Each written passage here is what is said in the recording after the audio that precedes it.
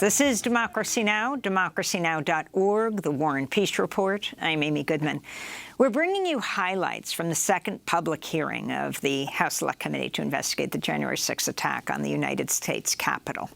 This is live testimony, though, from Al Schmidt, the sole Republican on the Philadelphia County Board of Elections in Pennsylvania, a key battleground state in the 2020 election. He describes how he found no evidence of voter fraud in 2020 and said he and his family received death threats after President Trump lashed out at him on Twitter for not halting the vote count due to false claims of fraud. Not only was there not evidence of 8,000 dead voters voting in Pennsylvania, there wasn't evidence of 8. We took seriously every case that was referred to us, no matter how fantastical, no matter how absurd, and took every one of those seriously, including these. As it turns out, even Mr. Trump's campaign lawyers knew that the dead voter claims weren't valid. I guess the crooks in Philadelphia are disappointed in this.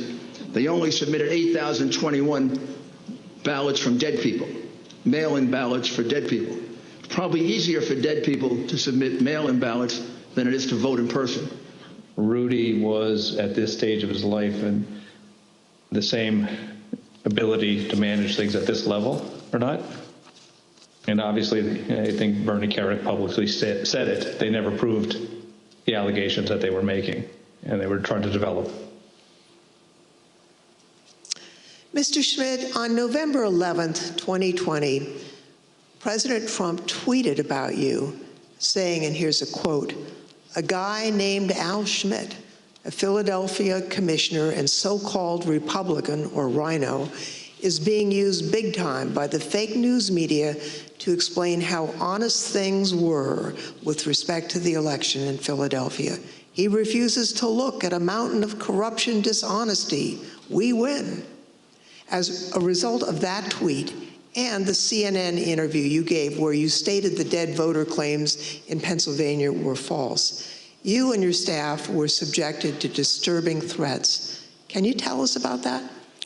The threats prior to that tweet, and on some level it feels almost silly to talk about a tweet, but we can really see the impact that they have, because prior to that, the threats were pretty general in nature.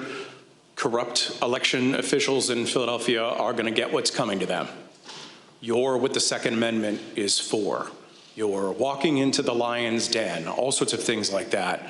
After the president tweeted at me by name, calling me out the way that he did, the threats became much more specific, much more graphic, and included not just me by name, but included members of my family by name, their ages, our address, pictures of our home, just every bit of detail that you could imagine.